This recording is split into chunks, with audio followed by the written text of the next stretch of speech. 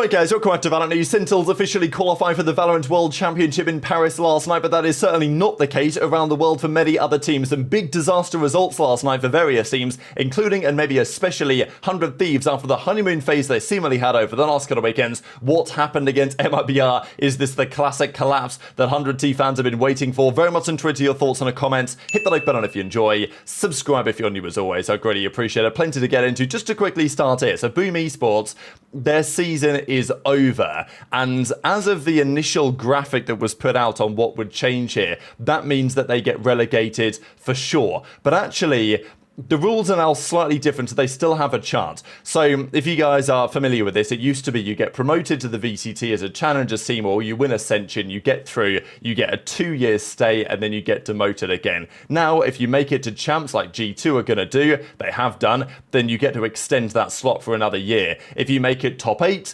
in like the playoffs, then you get to at least play in Ascension. But as we know, they didn't make playoffs, right? Boom Esports are not going to be at the playoffs at the end of the season. But if they are still top 8 in championship points, they will still have a chance to fight down in Ascension to get, basically to get their spot back. But if they don't, then they will be relegated entirely and they've got no chance to return. And definitely another team will come up instead. The same applies, of course, to Nongshim as well. So, they also got to lock in. But as you guys can see here, Boom Esports currently on 5 points. They're 7. So maybe they could still make it based on what happens, at least to give themselves a chance to make it back. At the top of the Pacific, it's, as we know, very intense. There's all sorts of things that could happen here. We've got 5 teams at 10 points or more. And that's, all to play for going into the end of the season. Whereas in some of the other regions, it has definitely been a less competitive affair. This was a not particularly competitive affair yesterday. DRX versus RRQ. 14-12 was very competitive on the game 1. But after that, it was a 13-7 on the Ascent. DRX get the job done. So, yeah, RRQ, they tried, especially on the game 1. But DRX closed it out 2-0 in the end. Then we actually have this game currently ongoing. And Nongshim Red Force have just taken a massive 2-0 win for them. Francis with a good series. So this is really important, as we know, because as I just mentioned, for Nongshim, former Simprasa Gaming that won Ascension, they need to get the points as much as they can to try and give themselves a good chance to get to the playoffs, at least retain their spot. And a 13-7, 13-8. Confusing one for Global Esports because they've shown some good promise lately, but that's all come seemingly crashing down. So, yeah, let's have a look at how it makes the Pacific look right now. So Nongshim are now at 2-2. Looks pretty good for them to make the playoffs. Global Esports, after a solid and respectable start where they 2-0'd RRQ, since then it's all been downhill. And, that was the 2-0 win. We also had the other results of yesterday. And the other game, therefore, that's just about to come up, PaperX versus Zeta Division to close everything out. This was a crazy result, right? We talked about this in yesterday's video, that Wolves had just won the Haven. They'd won a 16-14 Haven. It felt like, wow, okay, surely they're going to close this out. They went to Corrode on their map pick. They won the attacking round pistol, and then they lost their map pick 13-6 before going to a bind and getting beat 13-10, despite a pretty good attacking side. So this is a complete Wolves disaster class. I don't know what's happened to this team because they were quite likable, really, when they made that run in Toronto. For them to come back domestically and just get slammed by Nova. I mean, they weren't exactly slammed, but CB went plus 25 on the series. So it wasn't great at all. And they bow out Nova hadn't won a series yet in that group. And yet they turn up here and that's exactly what happens. Fade, who's the head coach of the team, says 1-2 lost to Nova, playoffs is gone, no one to blame but ourselves, failed to deliver when it mattered, weren't good enough, now we face the consequences, unacceptable split, our prep didn't translate into games, moment of hope. Now it's not fully over yet, actually, for them, which is pretty funny, and I'll explain why in a second. DRG then took the 2-1 win, so in actuality, it wouldn't have mattered anyway for Wolves. They would have liked the additional championship points, that's for sure. But with DRG beating XLG, which again is another one of these pretty remarkable results that just happen here in China, it's so tough to say what's going on in that region a lot of the time. Ascent was 13-6, the Haven was then 13-4 the other way, then it was 13-6 again with an 11-1 attacking side on the Lotus. So, these things just happen, I guess.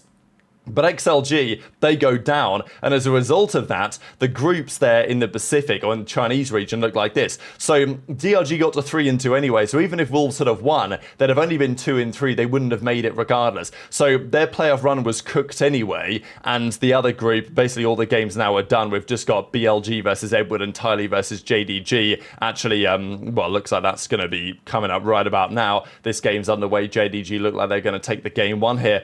But the point is that Wolves are not in the playoffs, but they still do have a sizable total of championship points. So Edward are at 13, XLG are at 13, Billy at 11, Wolves at 10. Now Tracy Sports at 8. So Wolves are 4th in championship points. They can't get any more. That's it for them. They're going to be stuck at 10. But as we know, if the playoffs happen and Edwards and XLG or Billy, basically if 2 of those 3 teams qualify through the playoffs, then by making the finals, then it will go down to who are the next 2 teams in championship points.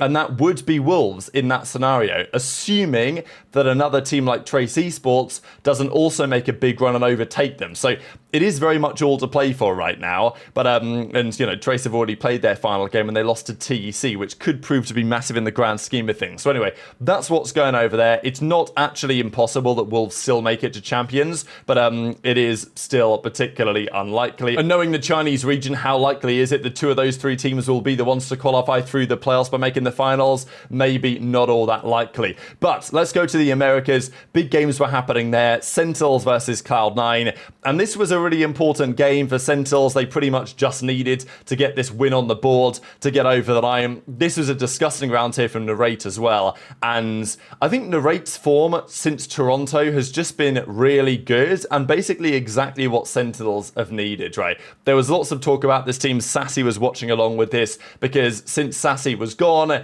since Tens was gone, there was a feeling as to whether this team would ever really feel the same again. But it, you know, it's got to be said, since Quality Tactics John QT joined, and since Zelsis came along for the ride as well, this team has made basically every international, right? Like I mean, what is it? There's been 6 internationals, they've made 5 of them. It's actually really commendable what they've done. You got to be there at the international tournament if you want a chance to win, and Sen are giving themselves the chance, and if anything, they're peaking at the right time. Narrate is just playing better and better right now, and that doesn't seem very likely to change. As Sentinels get the 2-0 win, Narrate and Bang with an absolute masterclass. Again, those are the 2 guys in many respects that we've needed to see start to deliver. The latest was 13-5, and then they went to the Haven that we saw, and, you know, helped by some clutches like that one from Narrate, it was a 13-9 over Cloud9 in the end. This really was just, you know, that meme of the Bugatti Veyron sitting next to like some sort of decrepit house or whatever. That is basically Oxy on Cloud9 right now because, yeah, he needs some help. So it's a big story for Sentinels. They officially qualify for the World Championship. They've now got so many points that they simply cannot be overtaken by anyone else. And as, you know, Zelsis says, qualify for champion, super happy. My stepping stone goal is focusing on winning the split to prove that we're ready for Paris. So, as I say, it could be Sentinels peaking at a pretty damn good time this year. And, yeah, this season anyway, Sentinels have now qualified for every single international event. And here they are, turning up to Paris rather shortly as officially qualified teams, and we'll see the standings and how that's actually worked out in a second. Before we get there though, we've got to talk about another team that felt maybe likely to make it to the World Championship based on recent evidence, but now that came crashing down last night. We've talked now for a good couple of weeks the struggles of the Brazilian scene, the lack of teamwork from MIBR, the lack of maybe individual firepower that Aspas at times is even showing, and Verno's in-game leading maybe not being as good as it could be. But when it mattered against 100 Thieves, Cortasia finds himself in a 1 versus 3, down 11-6 on this map, by the way, and finds a 1-2-3K to somehow win the rounds, and all of a sudden the comeback in that game looks like it's potentially on, and well, if we fast forward a few minutes, they full collapsed on the bind. So the Icebox was a 13-10, it was MIBR's pick, it's a great map as we know historically for Aspas. Okay, 100T would have liked to have won the map, they lost it. You know, it happens. But the bind was the unacceptable one. 10-2 at the half, right? 10-2 at the half. I mean, if we look at the attacking side here, Cryo 16-8, Asuna 11-7. Cortasia then on the second side had an absolute demolition job. He was 20-5 on the comeback trail for 100 Thieves, but realistically, 100T should just never have allowed that comeback to happen. And then, I mean, it just shows the mental collapse when you go 10-2 down, then you go to an overtime, and then you lose an offense and then a defense to close out the map. So, and then it could have been a Haven decider, but MIBR take them down. So this is a really big deal, right? As FNS says, do not tell me the honeymoon is over. They were looking good with Kess. They dropped Boostio. They looked like it was going to be a big upgrade. I liked the change on paper. But again, with 100 Thieves delivering consistently when it matters. I mean, I don't know what the 100 Thieves fans are thinking, but it's just, this has been the story time immemorial, it seems, with this team. FNS wasn't happy about it. Obviously, Jordan Belfort Zeltis was in the reply saying that, 100T have a honeymoon issue as well. Typically, a honeymoon's about 7 to 10 days. So, after that, then it seems like it's all over. Asuna was responding to it and says, look, probably my worst choke. Sorry to the fans. Bounce back for the last 2 games. And look, if 100T lock in, if they win their last 2 games, they get to 4-1, they get to the playoffs. They're still in a perfectly okay position. They would like to get as many championship points as they can, but really for them it's going to be about trying to get top 2 in the playoffs if they want to qualify for the World Championship.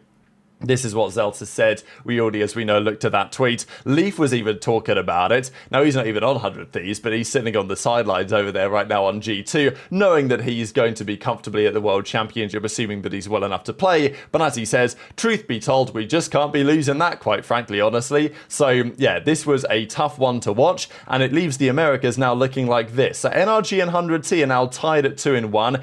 As I say, it's not all, it's not end of the road for 100 Thieves because they had such a good start against NRG and then against Crew. But losing in that way to MIBR is tough. Then they play Loud and Lev to close out their stage. So, look, I still back 100T to do okay, but in terms of championship points, it is kind of critical now. And on the other side of things, we saw, G2 play Evil Geniuses today, and then it's Loud versus Crew before the final couple of weekends of matches get underway in the near future. So that's what's happening in the Americas, just therefore to look at the championship point standings, right? Because this is how things currently look in the Americas, and it's got to be said, it's pretty crazy that the Americas, both of their top 2 teams have already been confirmed for champions, and nobody else in any other region has been. Fnatic are very, very close, but it's not actually guaranteed yet, technically. Whereas in the Americas, it's locked in, right? So G2 and Sen are going to be there for sure. MIBR, Crew, 100T, Cloud9. So 100T would have liked that win because they'd have got to 6 points, and that would have given them like a Wolves type situation, just in case things go wrong at the playoffs.